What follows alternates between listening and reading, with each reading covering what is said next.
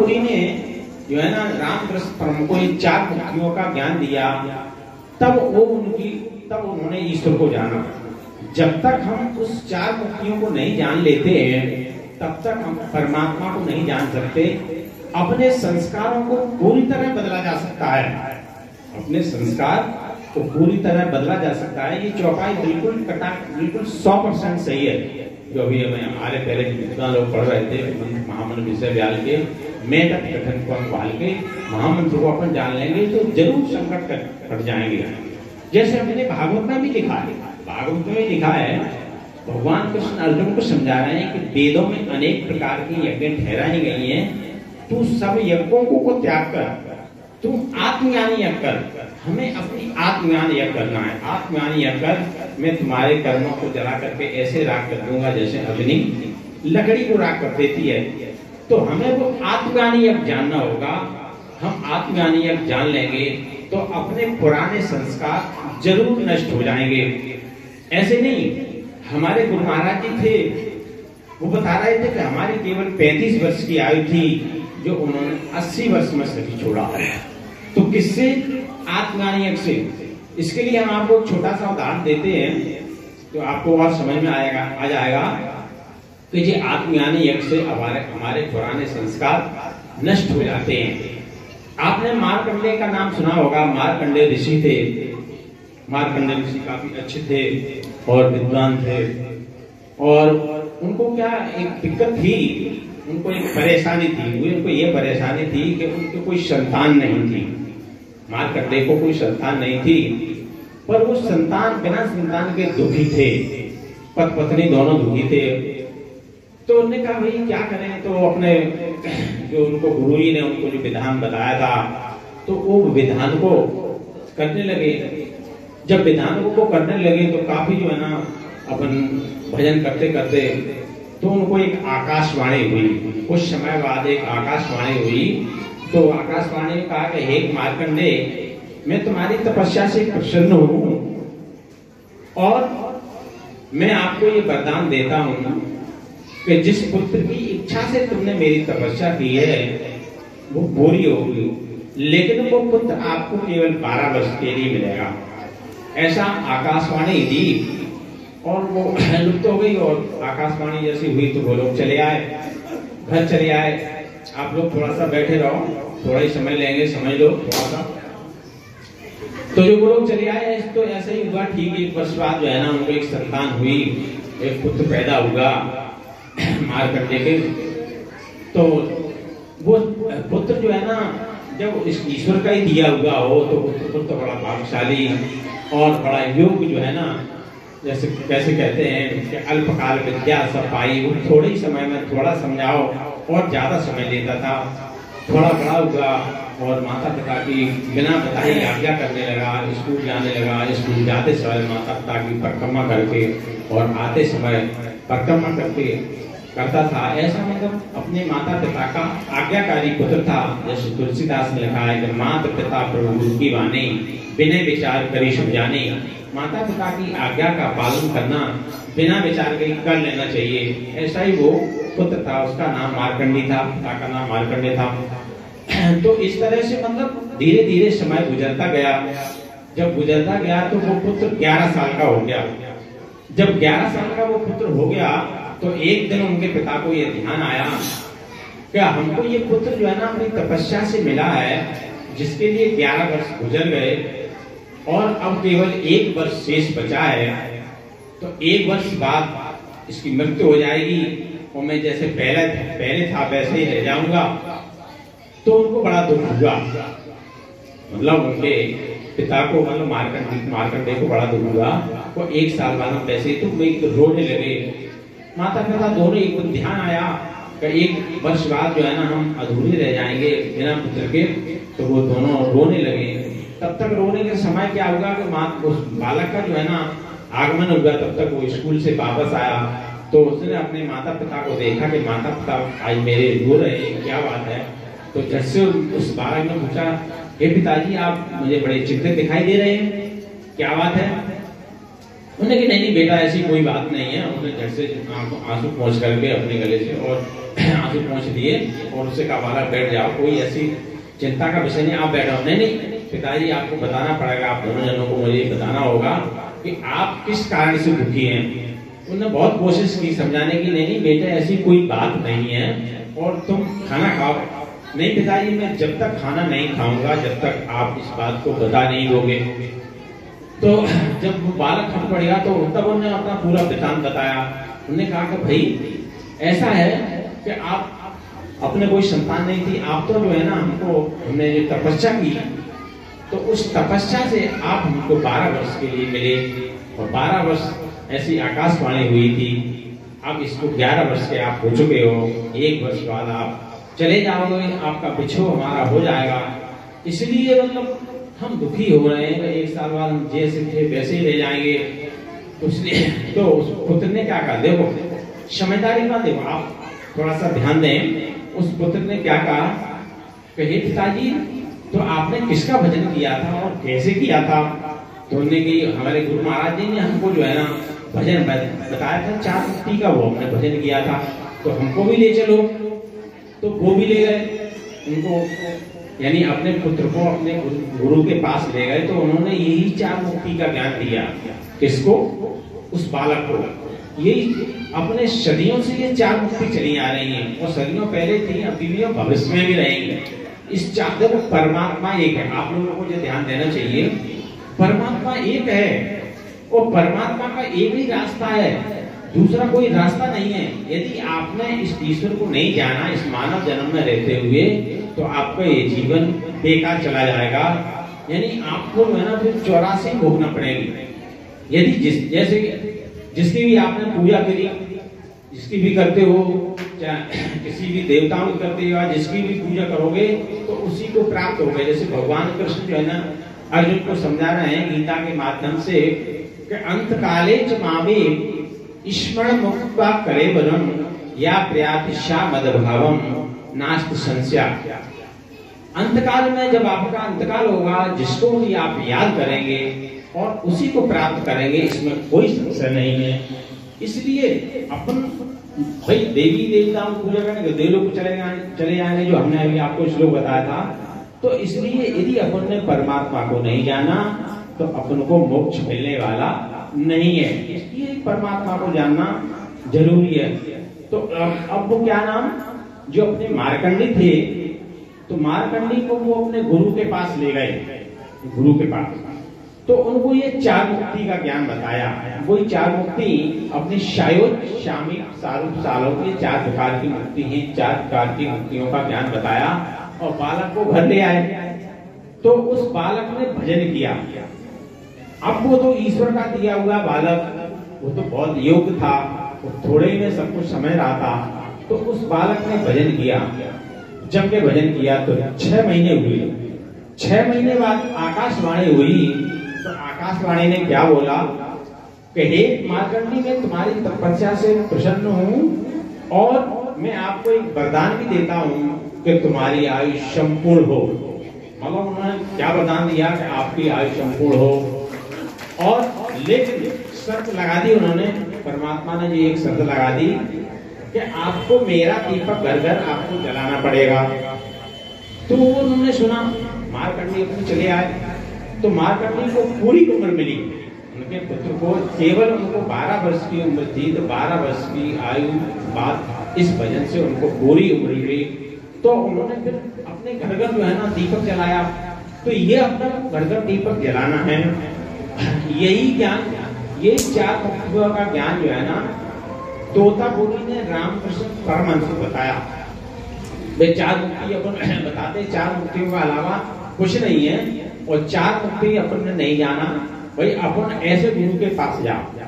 जैसे अभी हमारे संत जी ने वो उदाहरण दिया था अम्बरीश का कि भाई दोनों गुरु मिले नहीं साचा, दोनों करो 105। जब तक हमको उस आत्मज्ञान का यानी ईश्वर को जनाने वाला गुरु नहीं मिल जाए तो अपन को गुरु बदल लेना चाहिए। यानी अपन 105 गुरु तक कर सकते हैं। यानी उसको उनके 104 गुरु झूठे थे, भाई 104 गुरु झूठे थे तभी तो उन्होंने 105 गुरु किए थे। बोले राजा अम्बरीश ने जो है ना अंगारा ऋषि को तभी गुरु बनाया था जब उनको सत्य गुरु नहीं मिला था। तो सत्य गुरु मिल जाए, सत्य क्या होता है, सत्य भी अपन को समझ लेना चाहिए। सत्य माने परमात्मा। भाई अपन को क्या करना है, कहते हैं ना अपन को जानना है, क्या जानना है, अपने आत्मा और परमात्मा को जानना है। आत्मा और परमात्मा, संसार में कौन सत्य है? इस संसार में केवल परमात्मा ही सत्य है। जैसे अपन कहते हैं ना कि उमा कहूं में अनुभव अपना, शत हरि भजन जगत सब सपना। केवल ईश्वर का ही भजन सत्य है और बाकी का सत्य है केवल आत्मा और परमात्मा। इसके अलावा दूसरा कोई सत्य है ही नहीं। एक तुलसीदास ने चौपाई और पढ़ी है, उसको आप लोग ध्यान थोड़ा सा समझें। और उदाहरण को पूरा देंगे तो थोड़ा सा टाइम ज्यादा लगेगा, पर हम शॉर्ट में बता रहे हैं। ये भगवान राम लक्ष्मण को समझा रहे हैं। जब लक्ष्मण जी को भ्रम हुआ था तो भगवान राम ने कहा, लक्ष्मण जी ने कह दिया कि भाई लक्ष्मण जी को जब भ्रम हुआ था कि जब सीता जी का हरण हो गया तो उन्होंने कहा प्रभु कैसे हैं और ये ईश्वर कैसे हैं, हम तो उनको ईश्वर जानते हैं कि ये तो अपनी पत्नी के वियोग में इतने दुखी हैं कि जिन्हें कहना ही नहीं है कि हम जो है ना क्या कर रहे हैं। तब का ये वृतांत है। तो उन शॉर्ट में वो खासकर वही चौपाई ले रहे हैं। उन्होंने कहा कि गो गोचर जहाँ लगमन जाई शो समाया जाना भाई। यानी भगवान राम लक्ष्मण से जी कह रहे हैं, वैसे तो उन्होंने कहा कि ईश्वर जीव वेद प्रभु सकल को समझाए और जाते हैं वो चरण शोक मोह भ्रम जाए। ये लक्ष्मण जी का प्रश्न था, थोड़ा सा ले लेते हैं। लक्ष्मण जी ने जो कहा,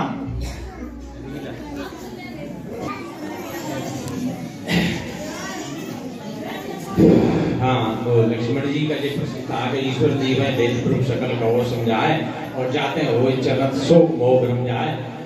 लक्ष्मण जी ने कहा प्रभु ईश्वर और जीव में क्या भेद है, मुझे समझा कर कहो, मुझे बड़ा संशय हो रहा है। तो भगवान राम ने कहा कि मैं और मोर तोड़ते माया जैवस कीने जीव निकाया, मैं तुम जीव यहाँ तक का ज्ञान रखने वाले आवागमन को नहीं छोड़ पाते हैं। अब देखो यहाँ एक बात और समझ में आ जाती है। भगवान राम ने कहा कि मैं हम मतलब हमको पहले लपेट लिया, कहीं अपनी आस्था सदगुण तक हो, जैसे भगवान कृष्ण या भगवान राम तक हो, वहां तक अपनी आस्था है। तो उन्होंने जो पहले ही शंका समाधान कर दी कि उन्होंने अपने को पहले लपेट लिया। तो मैं और मोर तोड़ते माया, हम तुम जेवे यहाँ तक का ज्ञान रखने वाले आवागमन को नहीं छोड़ पाते। तो वहां सीधी चौपाई आगे लिखी है जो हम अभी बता रहे थे कि गो गोचर जहाँ लगमन जाई शो समाया जाना भाई। अपन जो भी कुछ देख रहे हैं और अपना जहां तक भी मन जा रहा है ये सब माया है। तुलसीदास का भाई अपने आंखों से देख रहे हैं जो भी कुछ दिखाई दे रहा है और अपना जहां तक भी मन जा रहा है ये सब माया है।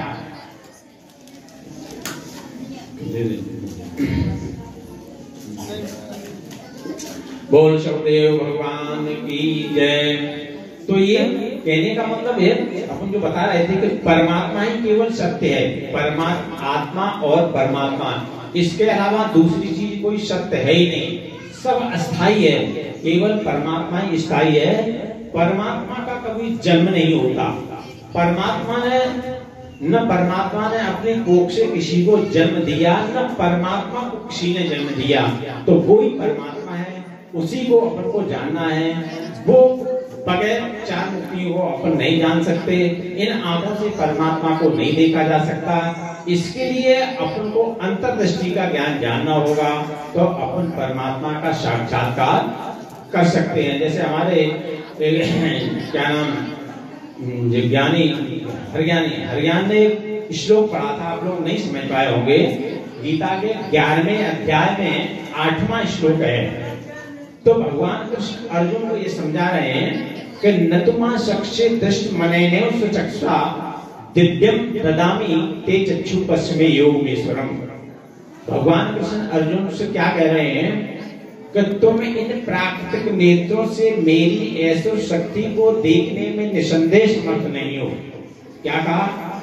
मेरी जो ऐसी शक्ति है वो इन आंखों से नहीं देख सकते हो, इसके लिए हम तुम्हें दिव्य अलौकिक चक्षु का ज्ञान देता हूँ तो आप परमात्मा का साक्षात्कार कर सकोगे। परमात्मा तो अपने अंदर एक अंतर्दृष्टि है। अंतर्दृष्टि माने एक अंदर की दृष्टि, यानी तीसरा नेत्र है। जैसे बहुत से लोग कहते हैं, अभी हमारे लोग बता भी रहते हैं कि शंकर जी के भाई 3 नेत्र हैं। शंकर जी के नहीं, अपन सभी के 3 नेत्र हैं, पर तीसरा नेत्र अपन को खोलना पड़ेगा। कौन खोलेगा? गुरु खोलेगा। जैसे हमारे संत जन बता रहे थे इसके बारे में। तो उस तीसरे नेत्र से अपन परमात्मा का साक्षात्कार करते हैं। जो परमात्मा एक शब्द है, अपने ऋग्वेद में लिखा है कि शब्द ब्रह्म भर्गो ज्योति एको ब्रह्म द्वितीया नास्ते। ईश्वर एक शब्द है, ज्योति स्वरूप है, ऐसी ज्योति जिसको न सूर्य प्रकाशित कर सके, न चांद, न बनावटी लाइट, वो स्वयं ही प्रकाशित है। तो वो परमात्मा को अपन को जानना है, उसी का रास्ता को अपन को जानना है। एक जो है ना, एक दोहा और लिखा है तुलसीदास जी ने। आप लोग रामायण खूब पढ़ते हो, पर उसका ध्यान आप लोगों ने नहीं दिया होगा कि परमात्मा जो होता है, परमात्मा कभी मानव देह धारण नहीं करता।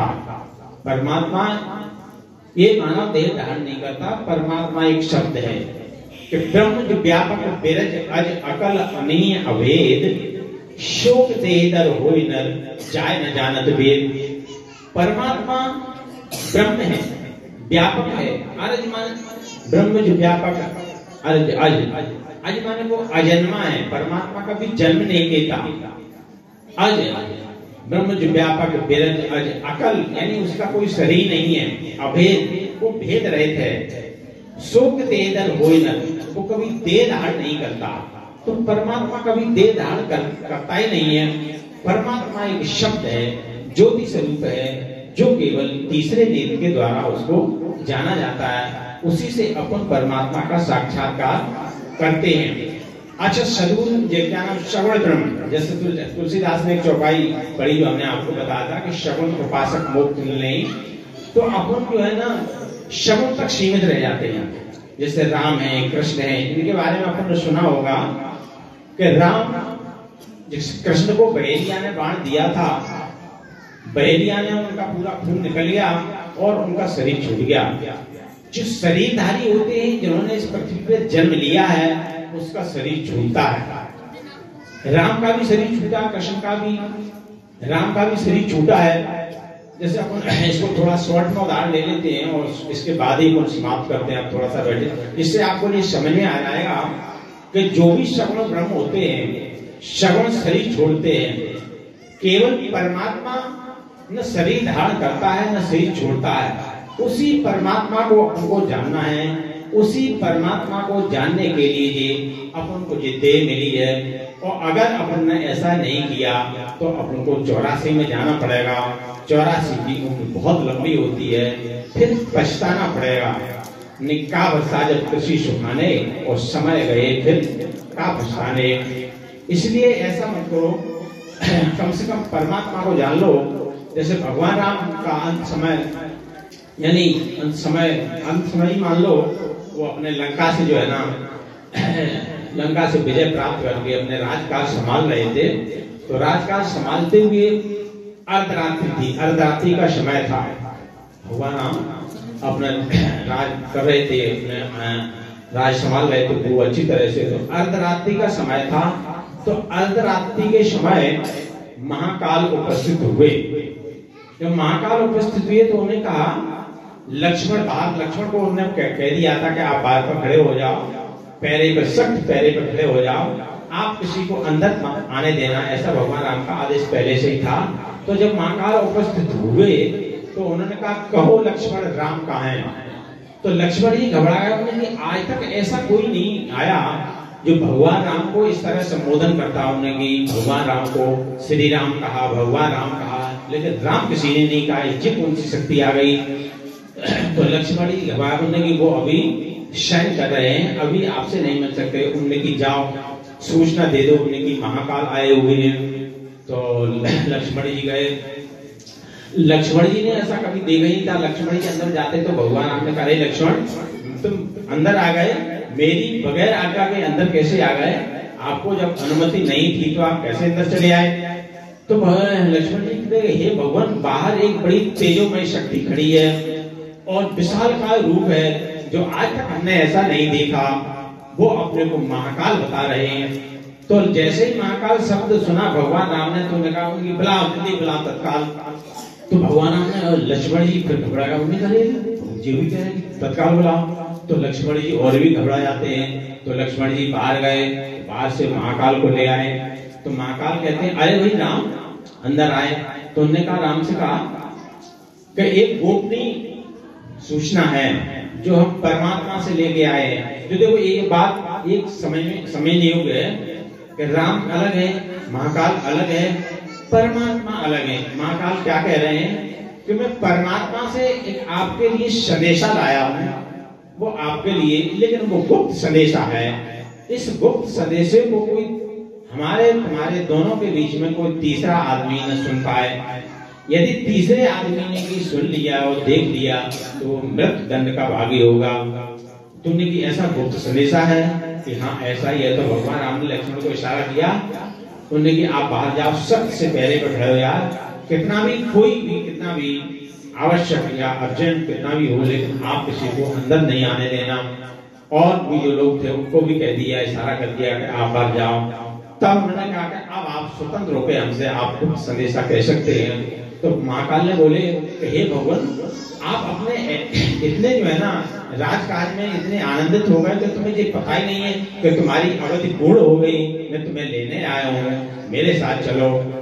तो उन्होंने कहा भाई ये परमात्मा का आदेश है तो हम कैसे मना कर सकते हैं। लेकिन महाकाल ने यह कहा कि आप परमात्मा का ये भी आदेश है कि तुम सत्कर्म करते हुए कुछ समय तक और रह सकते हो। देखो यहाँ भी एक बात अपने जानने योग्य है, ये बात जानने योग्य है कि अपन ईश्वर का भजन करें। भगवान राम ईश्वर को जानने वाले थे, वो सत्कर्म भी करते थे, ईश्वर का भजन करते। उन्होंने की सत्कर्म माने परमात्मा का भजन जानना और जनाना है। नहीं, तुलसीदास ने एक चौपाई लिखी है, होत तरन तारन न तेऊ, बारक नाम कह जगेऊ, हम तरन और दूसरे को तारें, ऐसा हमको होना चाहिए। तो वही महाकाल कह रहे हैं कि तुम कुछ समय तक तुम और रह सकते हो, यदि आप कुछ रहना चाहो तो रह सकते हो। उन्हें कि भाई परमात्मा का जैसे आदेश, परमात्मा का जो भी आदेश होगा मैं उसका अवश्य पालन करूंगा। तो इस तरह से उनकी चर्चा चल रही है। तब तक बाहर क्या हुआ, बाहर जो है ना दुर्वासा मुनि आ गए। दुर्वासा मुनि उसी से आ गए। दुर्वासा मुनि के बारे में आप लोगों ने सुना होगा, बड़े गुस्से थे, बड़े क्रोध में थे। उन्होंने फिर से कह दिया लक्ष्मण, हे लक्ष्मण राम कहाँ है, मुझे जल्दी मिला, बहुत जरूरी काम है और मुझे जल्दी जाना है, जल्दी मिलना है। तो लक्ष्मण जी ने कहा कि भाई भगवान वो अभी नहीं मिल सकते, वो आवश्यक काल में संलग्न है। तो दुर्वासा मुनि कहते अरे तुम मना कर रहे हो, मुझे जानते नहीं हो मैं कौन हूँ, मैं अभी तुम्हें श्राप देता हूँ, तुम्हारी अयोध्या को नष्ट करता हूँ, तुम्हें नष्ट करता हूँ। अब लक्ष्मण जी बड़े चिंतित हुए कि अब क्या करें, उधर वो मना कर रहे हैं, इधर से श्राप दे रहे हैं, अभी अयोध्या नष्ट कर देंगे, मुझे नष्ट कर देंगे। तो उन्होंने कि चलो एक बार अवज्ञा हो गई, चलो एक बार और भी करते हैं, एक बार और भी अवज्ञा हो जाएगी। तो जो है ना लक्ष्मण जी उनको ले जाते हैं दुर्वासा मुनि को। जैसे दुर्वासा मुनि को ले गए तो अरे लक्ष्मण जी तुमने मेरी बार बार अवज्ञा की है, तुमको पता मैंने कहा था कितना भी कोई भी आवश्यक आदमी हो बगैर अनुमति के अंदर न आए, तुम बार बार यहाँ ले आते हो, तुमने मेरी अवज्ञा की है, मैं तुम्हें इसका दंड अवश्य दूंगा। अब लक्ष्मण जी कह रहे हैं कि हे भगवान मैं क्या करता, जो दुर्वासा मुनि है जिस श्राप दे रहे थे, अभी अयोध्या को नष्ट कर रहे थे, हमको नष्ट कर रहे थे। तो क्या भगवान राम ने क्या कहा, अरे भाई लक्ष्मण तुम नष्ट हो जाते, तुम अयोध्या को नष्ट हो जाने देते, पर मेरी अवज्ञा नहीं करते कि गुरु की आज्ञा वही, गुरु की आज्ञा जाए कहें कबीर का दास को, तीन लोग दुखनाए। तुझे है ना तो अब जो भगवान राम ऐसा कह रहे हैं तो वो तो महाकाल थे, तो महाकाल तो तुरंत गायब हो गए, चले गए। जैसे ही लक्ष्मण को देखा तो भगवान राम कहते हैं कि हे लक्ष्मण तुमने भी मेरी बार बार अवज्ञा की है, इसका तुम्हें दंड अवश्य मिलेगा। तो सुबह हुई, सुबह जाकर के उन्हें अपनी सभा बुलाई, सभा में सभी सभासदों को बुलाया और कहा, सभी सभासदों से एक प्रश्न कर दिया भगवान राम ने, हे सभासदों मेरा एक प्रश्न है, इसका उत्तर आप लोग लगाना कि कोई अति प्रिय वस्तु है तो उसको नष्ट करना चाहिए अथवा त्याग देना चाहिए। तो सभी लोग, अब उनको पता थोड़ी था कि उनका भगवान राम का क्या प्रश्न है। तो जो है ना सब लोगों ने कहा कि भाई आपकी कोई अति प्रिय वस्तु है तो उसको भैया नष्ट मत करो, त्याग दो, हो सकता दोबारा काम में आया है। तो जब उधर से ये प्रश्न आया कि हे भगवान, आपकी कोई अति प्रिय वस्तु है तो नष्ट मत करिए, आप त्याग दीजिए। तो भगवान राम ने कहा, लक्ष्मण जी बगल में बैठे हुए थे, उन्होंने, हे लक्ष्मण, तुमने मेरी रात को आज्ञा का उल्लंघन किया है, इसलिए आप मेरे अति प्रिय हो, इसलिए मैं आज आपका परित्याग कर देता हूँ। लक्ष्मण जी का परित्याग कर दिया। अब लक्ष्मण जी ने विचार किया कि भाई मेरा पूरा जीवन इनकी सेवा में चला गया, अब मैं इस शरीर को रह करके क्या करूंगा। और लक्ष्मण जी जाते हैं सरयू में, मुख और पानी में खड़े होकर के प्राणों से प्राणों का मेल, प्राणों का अपान मेल करके अपने शरीर का परित्याग कर देते हैं। जब प्राणों से प्राणों का मेल, प्राणों का अपान क्या होता है, जे आप लोग उस नाम से समझेंगे। जब तक आप उस नाम को नहीं समझेंगे तब तक ही प्राणों से प्राणों का मेल आपको समझ में नहीं आएगा, उस नाम को समझना पड़ेगा। ठीक उसी प्रकार जब भगवान राम को ये पता लगा कि मेरा प्रिय भक्त इस दुनिया से विदा हो गया, तो हम भी अब क्या करेंगे यहाँ रह गए। भगवान राम ने सारी सभा को बुलाया, सारी सभा को ले गए, सरयू नदी में जाते हैं। सरयू नदी में वो प्राणों से प्राणों का मेल, मुख और पानी में खड़े होकर के सरयू नदी में अपना प्राण त्याग देते हैं। इस तरह से भगवान राम और लक्ष्मण ने अपने प्राण त्यागे। तो हमारे कहने का मतलब आपको समझ में आया होगा कि यदि अपन कहीं शगुन तक सीमित रहे तो अपन को मोक्ष मिलने वाला नहीं है, अपन को परम धाम मिलने वाला नहीं है। परम धाम प्राप्त करने के लिए अपन को परमात्मा को ही जानना होगा, अन्यथा अपनी मुक्ति संभव नहीं है। इसलिए अपन को ऐसे गुरु की शरण में जाना चाहिए जो आत्मज्ञानी हो। तीन लोग नवखंड में गुरु से बड़ा न कोई, और कर्ता करे न कर सके, गुरु करे सोई। तीनों लोगों में नवखंड में गुरु से बड़ा कोई भी नहीं है, यानी कर्ता। अभी हमारे संध्या चर्चा कर रहे थे, कर्ता ईश्वर को कहते हैं। ईश्वर नहीं कर सकता, गुरु कर सकता है। इसलिए अपन को इस ज्ञान को जानना चाहिए, इस आत्मज्ञान को जानना चाहिए। नाना शास्त्रे पठन लोके नाना देव पूजनम, आत्मज्ञान बिन हे पात सर्व कर्म निरर्थकम। ये आत्मज्ञान के अलावा ये सब निरर्थक है।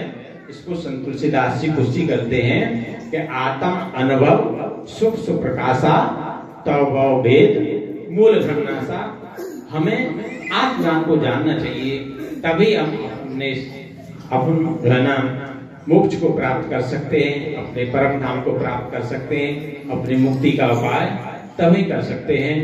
अब चूंकि समय ज्यादा हो रहा है और लोग जाने को भी आतुर हैं और अपना समय हो गया।